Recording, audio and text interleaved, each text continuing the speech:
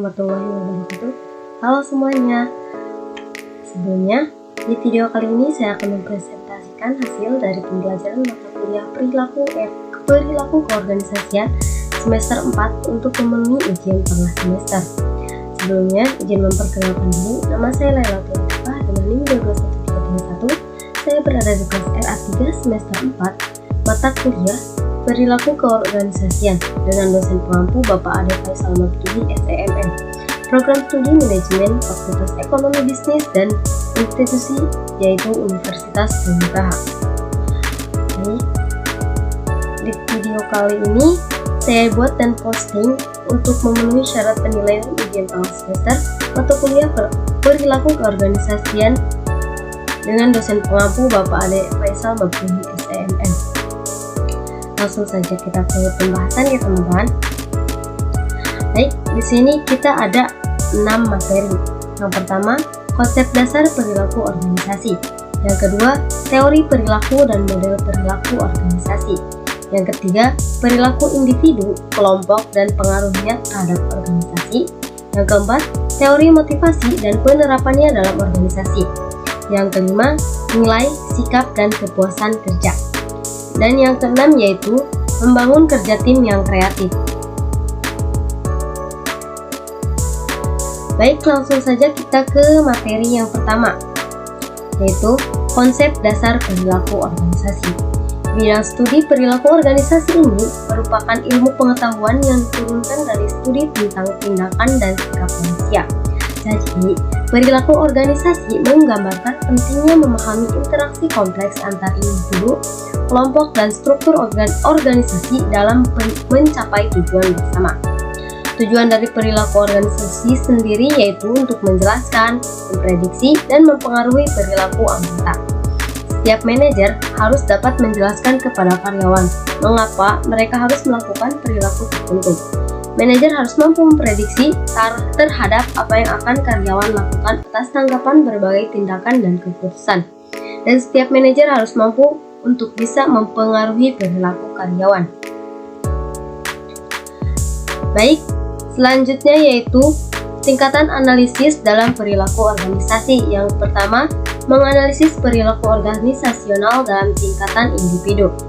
Fokusnya yaitu analisis pada tingkatan ini berfokus pada karakteristik individu seperti kepribadian, nilai-nilai, sikap, persepsi, dan motivasi. Teori motivasi seperti Maslow dan Herzberg, teori pembelajaran, teori atribusi, dan teori kepribadian. Pengembangan program pelatihan, strategi motivasi, evaluasi kinerja, dan pengembangan karirnya. Serta yang kedua yaitu menganalisis perilaku organisasional dalam tingkat kelompok. Analisis pada tingkat ini melibatkan dinamika kelompok, peran, norma, kohesi, komunikasi, dan konflik dalam kelompok kerja. Dan yang terakhir yaitu menganalisis perilaku organisasional dalam tingkatan organisasi. Analisis pada tingkatan ini mencakup struktur organisasi, budaya organisasi, strategi organisasi, serta perubahan organisasi. Baik, selanjutnya kita masuk ke batasan perilaku organisasi. Yang pertama, konteks organisasional. Setiap organisasi memiliki struktur, budaya, dan proses yang unik. Model dan teori perilaku organisasi mungkin tidak sepenuhnya sesuai untuk semua jenis organisasi karena perbedaan dalam konteks organisasional. Selanjutnya yaitu lingkungan eksternal. Organisasi beroperasi dalam lingkungan eksternal yang dinamis dan sering berubah, termasuk aspek-aspek seperti kondisi ekonomi, perubahan teknologi, dan regulasi pemerintah. Yang ketiga yaitu keterbatasan sumber daya. Organisasi sering dihadapkan pada keterbatasan dalam hal sumber daya finansial, manusia, dan waktu. Keterbatasan ini dapat mempengaruhi kemampuan organisasi untuk menerapkan teori dan praktik perilaku organisasi secara efektif. Yang keempat yaitu etika dan nilai. Setiap organisasi memiliki seperangkat nilai dan standar etika yang membimbing perilaku dan keputusan. Konflik antara praktik manajemen dan prinsip-prinsip etika dapat muncul, terutama ketika ada tekanan untuk mencapai hasil jangka pendek. Serta yang kelima yaitu norma sosial. norma sosial dan budaya yang berlaku di masyarakat sekitar organisasi dapat mempengaruhi perilaku dan harapan karyawan. Model perilaku organisasi yang dikembangkan dalam satu konteks budaya mungkin tidak dapat diterapkan secara langsung di konteks budaya lain. Selanjutnya yaitu kontribusi disiplin ilmu perilaku organisasi, terdiri dari 3. Yang pertama, psikologi. Ilmu psikologi memberikan sumbangan terhadap perilaku organisasi, termasuk dalam hal pemahaman tentang perilaku individu dalam organisasi. Yang kedua, sosiologi. Ilmu sosiologi membahas tentang sistem sosial dan interaksi manusia dalam suatu sistem sosial. Serta yang ketiga yaitu antropologi. Ilmu antropologi mempelajari tentang interaksi antara manusia dan lingkungannya. Selanjutnya yaitu tantangan dan peluang perilaku organisasi. Yang pertama, merespon tekanan ekonomi. Tantangannya yaitu ketika ekonomi Amerika Serikat jatuh pada tahun 2008 secara virtual, semua ekonomi besar lainnya pun juga terkena imbasnya. Yang kedua yaitu merespon globalisasi. Tantangannya yaitu adanya globalisasi membuat dunia menjadi semakin kecil dan yang disebabkan oleh perkembangan teknologi, misalnya melalui telekomunikasi, perjalanan informasi, ideologi, dan kemitraan organisasi. Serta yang ketiga yaitu mengelola keragaman angkatan kerja. Tantangannya yaitu adanya emansipasi wanita menuntut organisasi agar tidak diam diskriminatif. Masuk ke bab yang kedua yaitu teori perilaku dan model perilaku organisasi. Perilaku organisasi adalah suatu sistem yang terdiri atas pola aktivitas kerjasama yang dilakukan secara teratur dan berulang-ulang oleh sekelompok orang untuk mencapai suatu tujuan, menurut Indriyo Gito Sudarmo pada tahun 1997. Prinsip perilaku organisasi sendiri mencakup berbagai konsep dan teori yang membantu memahami, memprediksi, dan memanipulasi perilaku manusia dalam konteks organisasi. Selanjutnya yaitu faktor-faktor yang mempengaruhi perilaku organisasi. Yang pertama, peningkatan produktivitas. Yang kedua, pengurangan kemangkiran. Yang ketiga, penurunan turnover. Serta yang keempat, peningkatan kepuasan kerja. Selanjutnya yaitu pendekatan perilaku organisasi. Yang pertama, pendekatan sumber daya manusia. Yang kedua, pendekatan kontingensi. Yang ketiga, pendekatan produktivitas. Serta yang keempat, pendekatan sistem. Selanjutnya kita masuk ke model perilaku organisasi. Model perilaku organisasi sendiri ialah kerangka kerja yang membantu memahami, menganalisis, dan memprediksi perilaku individu dan kelompok dalam sebuah organisasi. Selanjutnya yaitu model utama dalam perilaku organisasi. Yang pertama, model autokratis. Dalam model ini, otoritas dan keputusan terpusat pada manajemen puncak. Karyawan diharapkan untuk mematuhi instruksi tanpa banyak pertanyaan. Model ini sering menghasilkan kepatuhan karena ketakutan atau kebutuhan. Selanjutnya yaitu model penjagaan. Model ini berfokus pada menyediakan kesejahteraan ekonomi dan keamanan kerja bagi karyawan. Perusahaan menawarkan imbalan finansial dan manfaat lain untuk memastikan karyawan tetap loyal dan puas. Hal ini menciptakan kepuasan pasif di antara karyawan. Selanjutnya yaitu model pendukung. Model ini, manajemen berusaha mendukung dan mendorong karyawan. Fokusnya ialah pada motivasi dan pertumbuhan pribadi. Manajer bertindak sebagai mentor atau pelatih, menciptakan lingkungan yang mendukung kinerja dan kepuasan kerja. Selanjutnya yaitu model sistem. Model ini mengakui kompleksitas hubungan antara individu, kelompok, dan organisasi. Fokusnya ialah pada kerjasama, keterlibatan karyawan, dan adaptabilitas. Model sistem berupaya menciptakan lingkungan yang harmonis dan seimbang di mana semua elemen saling berinteraksi dengan baik. Selanjutnya, model kognitif. Model ini menekankan pada bagaimana karyawan memproses informasi dan membuat keputusan berdasarkan persepsi, keyakinan, dan sikap mereka. Fokusnya ialah pada pemahaman mental dan proses kognitif yang mempengaruhi perilaku di tempat kerja. Selanjutnya yaitu model perilaku. Model ini didasarkan pada prinsip-prinsip psikologi perilaku seperti penguatan positif dan negatif. Perilaku karyawan dipandang sebagai respon terhadap rangsangan dan konsekuensi di lingkungan kerja. Manajemen menggunakan penguatan untuk membentuk perilaku yang diinginkan. Selanjutnya model sumber daya manusia. Model ini menekankan pentingnya sumber daya manusia sebagai aset utama organisasi. Fokusnya ialah pada pengembangan, pelatihan, dan pemberdayaan karyawan untuk mencapai potensi penuh mereka.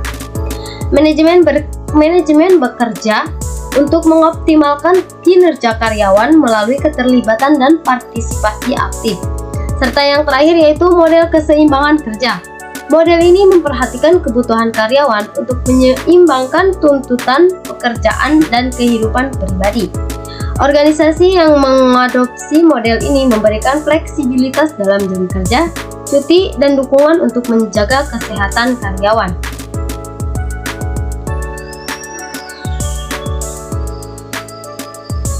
Selanjutnya yaitu kita masuk ke bab 3, perilaku individu, kelompok, dan pengaruhnya terhadap organisasi. Perilaku individu dalam organisasi ialah bentuk interaksi antara karakteristik individu dengan karakteristik organisasi. Setiap individu dalam organisasi semuanya akan berperilaku berbeda satu sama lain, dan perilakunya ialah ditentukan oleh masing-masing lingkungannya yang memang berbeda. Pengaruh individu terhadap organisasi yaitu produktivitas, budaya organisasi, kepemimpinan, kepuasan kerja dan retensi karyawan, konflik serta ketahanan organisasi. Selanjutnya yaitu perilaku kelompok dalam organisasi, melibatkan dinamika interaksi antara individu dalam sebuah tim atau kelompok kerja. Pemahaman mengenai perilaku kelompok penting untuk meningkatkan kerjasama, produktivitas, dan kesejahteraan dalam lingkungan kerja. Tahap-tahap perkembangan kelompok. Yang pertama, tahap forming atau pembentukan. Pada tahap ini, anggota kelompok baru bertemu dan mulai mengenal satu sama lain. Mereka mencari tahu tujuan kelompok dan mencoba memahami peran mereka di dalamnya. Biasanya terjadi rasa penasaran, kehati-hatian, dan kecemasan. Yang kedua yaitu tahap storming atau keributan. Setelah anggota mulai merasa nyaman satu sama lain, perbedaan pendapat dan konflik mulai muncul. Ini ialah tahap di mana kelompok harus belajar cara mengatasi perbedaan pendapat, menyelesaikan konflik, dan mendefinisikan peran masing-masing anggota. Selanjutnya yaitu tahap norming atau pengaturan norma. Pada tahap ini kelompok mulai menetapkan norma-norma, aturan, dan ekspektasi yang mengatur perilaku anggota. Anggota mulai menerima peran mereka dan bekerja sama lebih efektif. Kesepakatan dan konsensus menjadi lebih umum, dan hubungan antar anggota menjadi lebih harmonis. Selanjutnya yaitu tahap performing atau melaksanakan. Tahap ini ditandai dengan tingkat produktivitas dan kinerja kelompok yang tinggi. Anggota bekerja sama dengan baik, menggunakan pengalaman dan keterampilan mereka untuk mencapai tujuan kelompok. Komunikasi menjadi lebih terbuka dan efektif, dan konflik jarang terjadi. Dan yang terakhir yaitu tahap adjourning atau pengakhiran. Tahap terakhir ini terjadi ketika tujuan kelompok telah tercapai atau ketika kelompok bubar. Anggota mulai mempersiapkan diri untuk berpisah, mengevaluasi pencapaian mereka, dan mengakui kontribusi masing-masing anggota.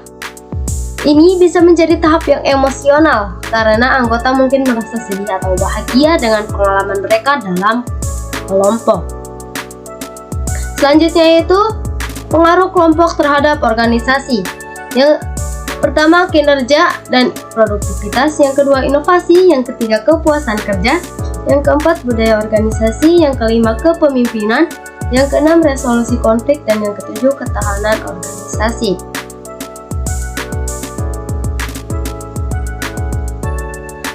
Selanjutnya kita masuk ke bab 4, teori motivasi dan penerapannya dalam organisasi. Teori motivasi memerankan peran penting dalam pengelolaan sumber daya manusia dan pengembangan organisasi. Penerapan teori-teori ini membantu organisasi menciptakan lingkungan kerja yang memotivasi karyawan, meningkatkan produktivitas, dan mencapai tujuan organisasi. Teori motivasi utama dan cara penerapannya dalam organisasi. Yang pertama, teori hierarki kebutuhan Maslow. Penerapannya yaitu organisasi dapat memastikan bahwa kebutuhan dasar karyawan terpenuhi terlebih dahulu, seperti memberikan gaji yang cukup, lingkungan kerja yang aman, dan jaminan kesehatan. Selanjutnya, organisasi dapat fokus pada kebutuhan yang lebih tinggi dengan memberikan rasa aman dalam pekerjaan, kesempatan untuk berinteraksi sosial, penghargaan dan pengakuan atas prestasi, serta peluang untuk mengembangkan diri dan karir. Selanjutnya yaitu teori 2 faktor Herzberg.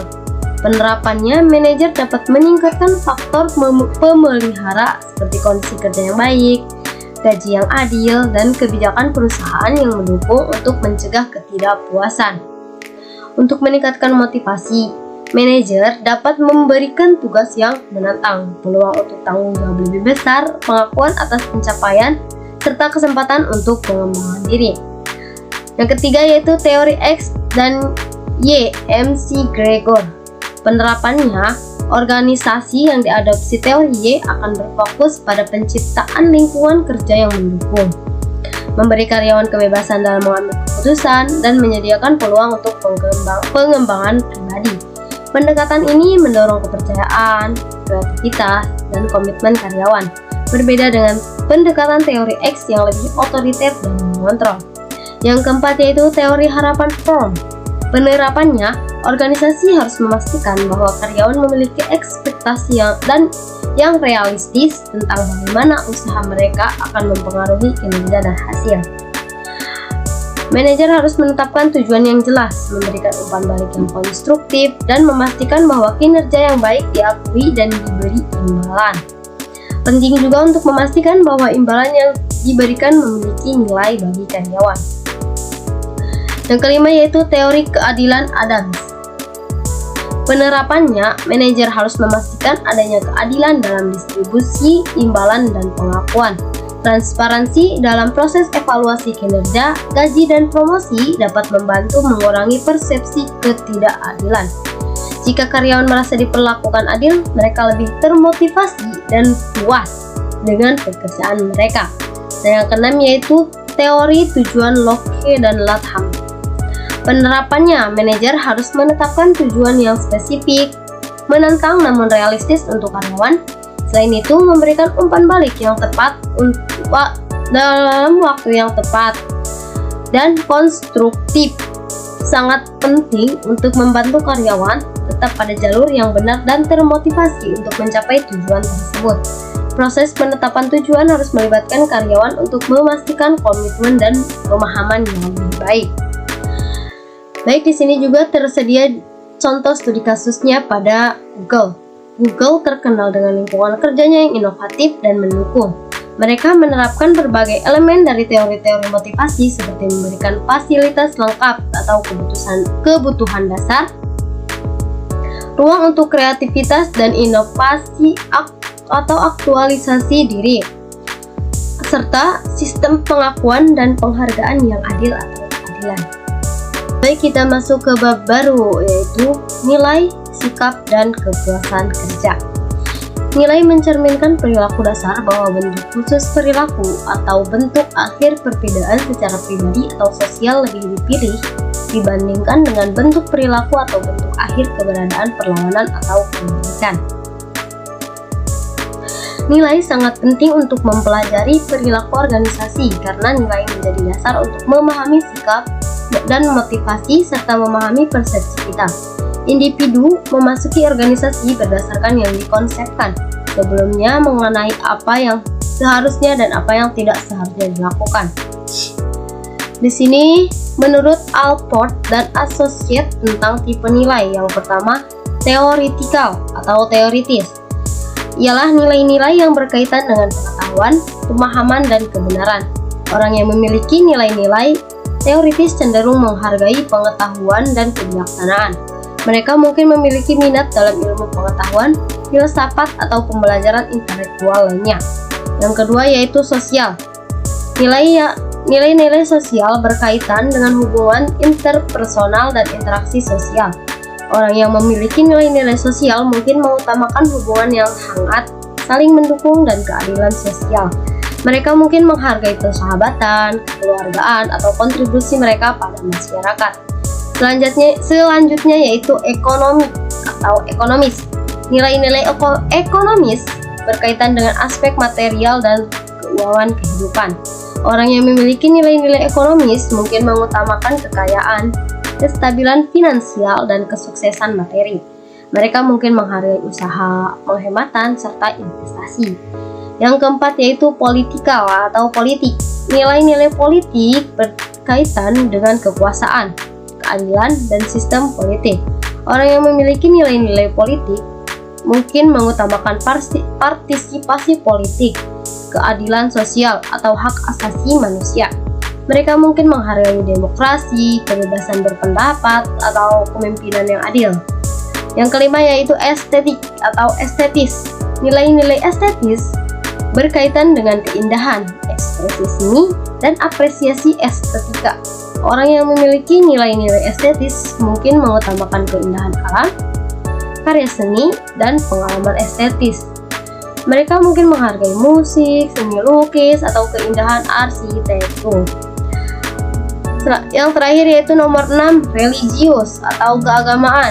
Nilai-nilai keagamaan berkaitan dengan keyakinan, spiritualitas, dan moralitas yang berasal dari sistem kepercayaan tertentu. Orang yang memiliki nilai-nilai keagamaan mungkin mengutamakan ketaatan kepada agama, moralitas, atau pencarian makna spiritual. Mereka mungkin menghargai doa, ibadah, dan pengabdian kepada Tuhan.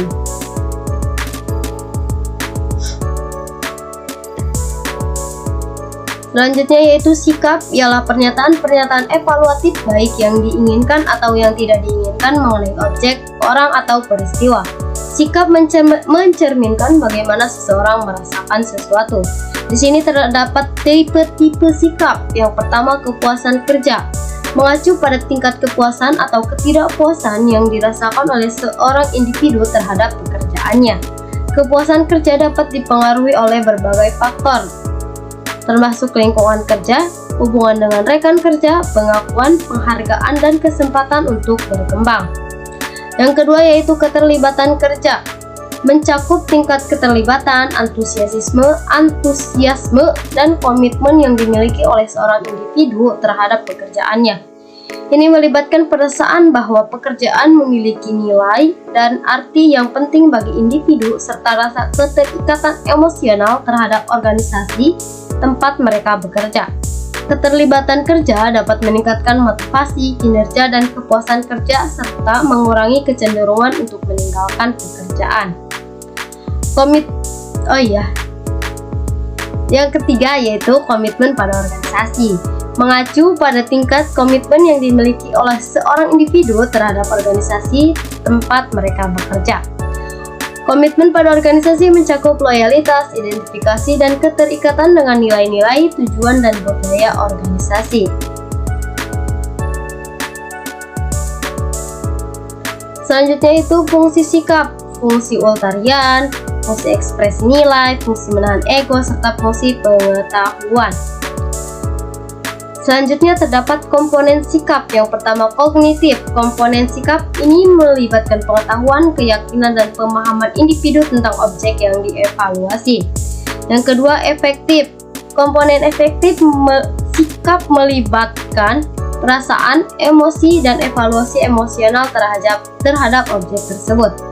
Yang ketiga yaitu konatif.